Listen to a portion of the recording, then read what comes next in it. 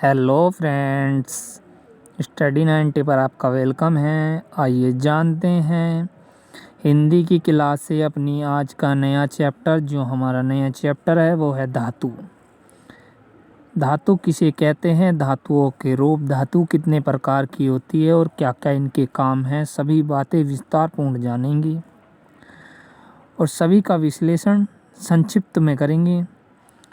कोई दिक्कत परेशानी वाली बात नहीं है, तो आपका स्टडी 90 पर वेलकम है। आइए जानते हैं और सीधे चलते हैं अपने पॉइंट ऑफ व्यू से और बात करते हैं धातु किसे धातु कहते हैं।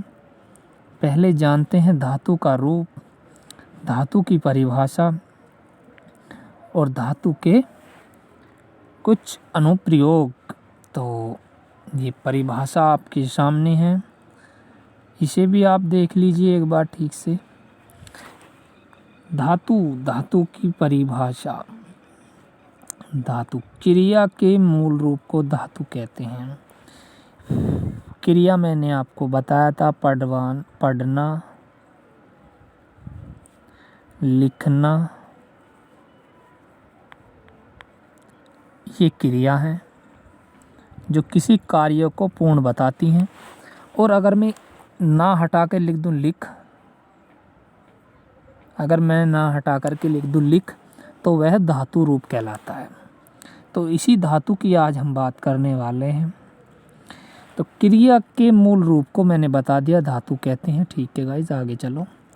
दूसरे शब्दों में वही बात लिखी हुई है। धातु क्रिया पद के उस अंश को कहते हैं जो किसी क्रिया के प्राय पहले सभी रूप को पाया जाता है। वह बात आपको बता दी है। तात्पर्य यह है कि जिन मूल अक्षरों से क्रिया बनती है, मैंने बताया ना, उन्हें धातु कहते हैं।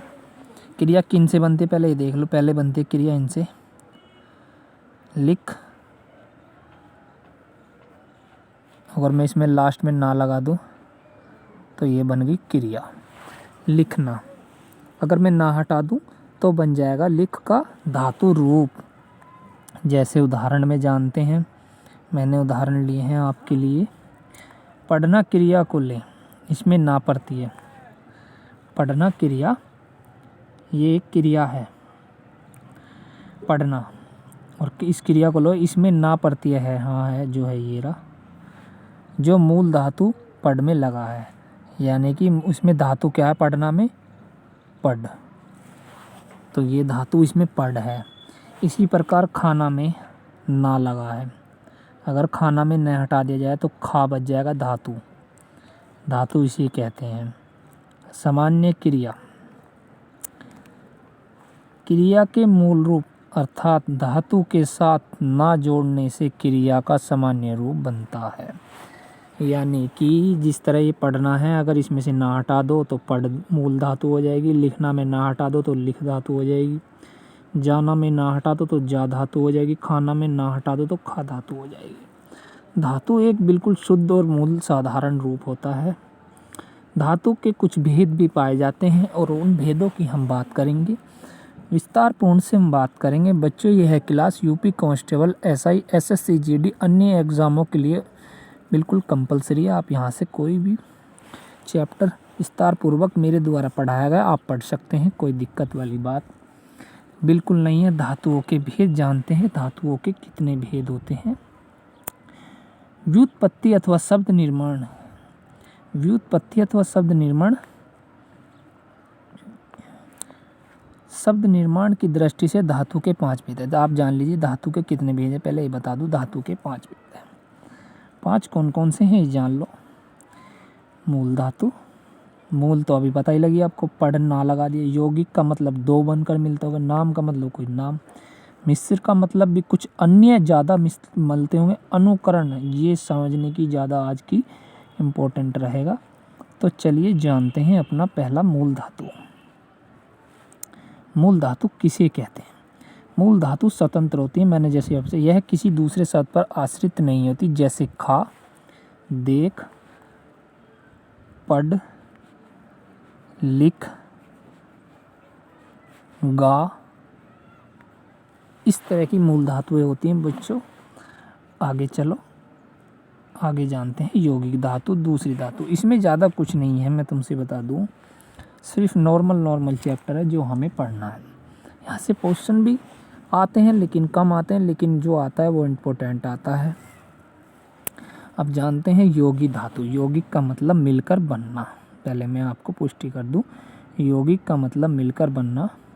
बच्चों एक बात मैं आपसे और बता दूं, अभी हमारी कुछ ही दिनों में क्लासें आने वाली हैं मध्यकालीन भारत की, तो जानते हैं आगे बात। यौगिक धातु किसी प्रत्यय के योग से बनती है। प्रत्यय मतलब जो लास्ट में लगता है, और धातु का मतलब जैसे पढ़, और इसमें अगर ना लगा दूं तो ये पढ़ना। एक धातु पढ़ना और एक प्रत्यय, ये चीज़ें कितनी हुई, वस्तुएं कितनी हुई, 2, तो इसी को योग कहते हैं और इसी को हमने नाम दिया है मेरे बच्चों यौगिक धातु। इसे यौगिक धातु कहते हैं। जैसे खाना से खिलाना, खिला, पढ़ से पढ़ा, इसी प्रकार धातुएं अनंत कुछ एकाक्षरी और 2 अक्षरी, 3 अक्षरी, 3 अक्षरी और 4 अक्षरी धातुएं। यौगिक धातु की रचना कैसे हुई? यौगिक धातु भी अपने आप में 3 प्रकार की होती है। धातुओं में प्रत्यय लगाने से अकर्मक से सकर्मक और प्रेरणार्थक धातुएं बनती हैं। ये अंदर की बात है। कई धातुओं को संयुक्त करने से संयुक्त धातु बनती है। संज्ञा विशेषण से नाम धातु बनती है। वही बात है ना, मिलकर बन रहा है यौगिक के अंदर। आगे जानो, आगे जानते हैं अपनी तीसरी नाम धातु। नाम धातु क्या है मेरे बच्चों? नाम धातु मैं आपसे बता दूं, यह चैप्टर इम्पोर्टेंट है, आप इसे पढ़ते चलिए। जो धातु संज्ञा विशेषण से बनती है उन्हें नाम धातु कहते हैं। जैसे संज्ञा से हाथ से हथियाना, संज्ञा एक हाथ है, बात से बतियाना, विशेषण से चिकना से चिकनाना, गर्म से गरमाना, तो इस तरह की नाम धातु होती हैं। यहाँ से कोई क्वेश्चन पुटअप नहीं होता। अब जो क्वेश्चन पुटअप होगा वो पुटअप होगा यहाँ से।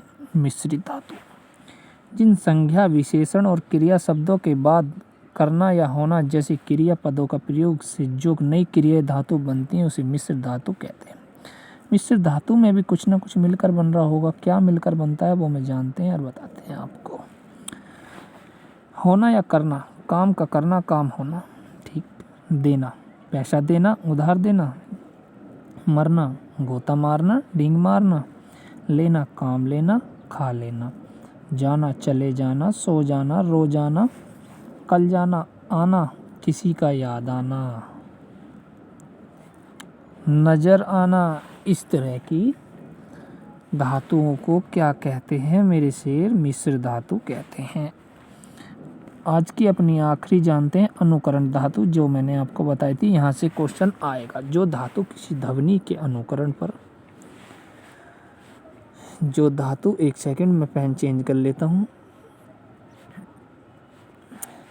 जो धातु किसी ध्वनि के अनुकरण पर बनाई जाती है उसे अनुकरण धातु कहते हैं। अनुकरण समझिए, जैसे पटकाना, टनटनाना, खटखटाना, धातुएं अनुकरणात्मक धातुओं के अंतर्गत आती हैं।